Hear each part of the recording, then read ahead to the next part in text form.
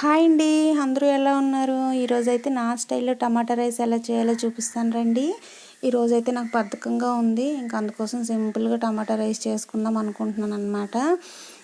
వంట చేయాలంటే అన్నం, కూర, చారు ఇవన్నీ వండుకోవాలి కదా. అలా కాదు, ఇలా బద్ధకంగా ఉన్నప్పుడు ఇలా సింపుల్గా చేసుకోండి. ఇంకేగోండి, నేనైతే కొంచెం ఆయిల్ వేసుకొని అలాగే ఒక స్పూన్ నెయ్యి వేసుకున్నాను, ఎందుకంటే స్మెల్ అండ్ టేస్ట్ రెండు బాగుంటాయి అన్నమాట. ఇంకా అందులో కొంచెం ఉల్లిపాయలు, పచ్చిమిర్చి, ఆవాలు, జీలకర్ర, ధనియాలు అవన్నీ వేసేసుకొని నీట్గా వేపేసుకుందాము. తాలింపు అనమాట. వేపుకున్న తర్వాత అల్లం వెల్లుల్లి కూడా నేను దంచేసుకొని వేసుకున్నాను అనమాట. ఇంకా అందులో ఒక బిర్యానీ ఆకు, కొంచెం దాల్చిన చెక్క, దాల్చిన పువ్వు అన్నీ దంచేసుకొని వేసుకున్నాను. ఒక ఇలాచీ కూడా వేసుకున్నాను. అలాగే కరివేపాకు వేసుకొని బాగా వేపుకున్న తర్వాత బాగా వేగిపోవాలన్నమాట నీట్గాను.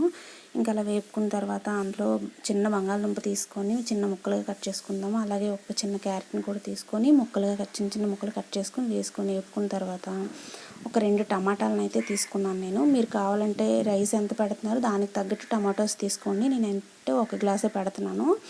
ఇంకా ఇందులో కొంచెం సాల్ట్ వేసుకొని ఒక 5 నిమిషాలు మూత పెట్టి ఉడికించుకోవాలి. అలా అయితే టమాటా మెత్తగా ఉడికిపోతుంది. ఇప్పుడు చూసారా, నీట్గా ఉడికిపోయింది టమాటా అన్నమాట. ఉప్పు వేసుకుంటే బాగా ఉడికిపోతుందండి టమాటా. ఇంకా ఇందులో రైస్ వేసుకొని కలుపుకోవడమే. నేనైతే రైస్ని అరగంట ముందే పెట్టుకున్నాను. అలా అయితే మనకు టమాటా రైస్ అనేది గలగల వస్తుంది. ఇంక ఈ రైస్ని వేసుకొని బాగా వేపుకోవాలన్నమాట. ఇది టమాటా రైసే కదా, మసాలా ఏం అవసరం లేదని అనుకోకండి. కొంచెం బిర్యానీ మసాలా కూడా వేసుకొని వేపుకుంటేనే బాగుంటుంది. నేనైతే కొంచెం బిర్యానీ మసాలా వేసుకొని బియ్యాన్ని మంచిగా వేపుకున్న తర్వాత ఇందులో వాటర్ని యాడ్ చేసుకోవడమే. 1 గ్లాస్ బియ్యానికి 2 గ్లాసుల వాటర్ వేసుకోవాలన్నమాట. ఇంకా మీలో ఎంతమందికి టమాటా రైస్ అంటే ఇష్టమో కామెంట్ చేయండి. సింపుల్గా ఇలా ట్రై చేసి చూడండి. మీరు ఎలా చేస్తారో కూడా చెప్పండి. ఇంకా ఇదిగోండి, వాటర్ని యాడ్ చేసుకున్నాను. ఇప్పటివరకు అయితే ఇదంతా గ్యాస్ మీద చేసుకున్నాను అనమాట. తర్వాత దీన్ని ఎలక్ట్రికల్ రైస్ కుక్కర్ మీద పెట్టేస్తాను, ఎందుకంటే ఆటోమేటిక్గా అదే ఉడికిపోతుంది కాబట్టి అదే ఆఫ్ అయిపోతుంది.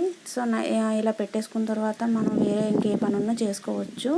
ఇంకోండి, టమాటా రైస్ కూడా రెడీ అయిపోయింది, ఉడికిపోయింది అనమాట. స్మెల్ అయితే చాలా బాగా వస్తుంది, కానీ టేస్ట్ చూసి అయితే నేను చెప్తాను.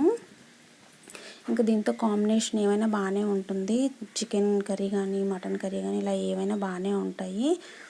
నేనైతే ఇంకేం దీంతో కర్రీ చేయట్లేదు, కొంచెం పెరుగు చట్నీతో అడ్జస్ట్ అయిపోతున్నాను. ఇంకా పెరుగు చట్నీ అంటే ఉల్లిపాయలు, పచ్చిమిర్చి, అలాగే పెరుగు, కొంచెం ఉప్పు కలిపి వేసుకొని తినేయడమే. నాకైతే ఆకలేసి వస్తుందండి, బాగా స్మెల్ కూడా వస్తుంది కదా. ఓకే అండి, బాయ్ బాయ్.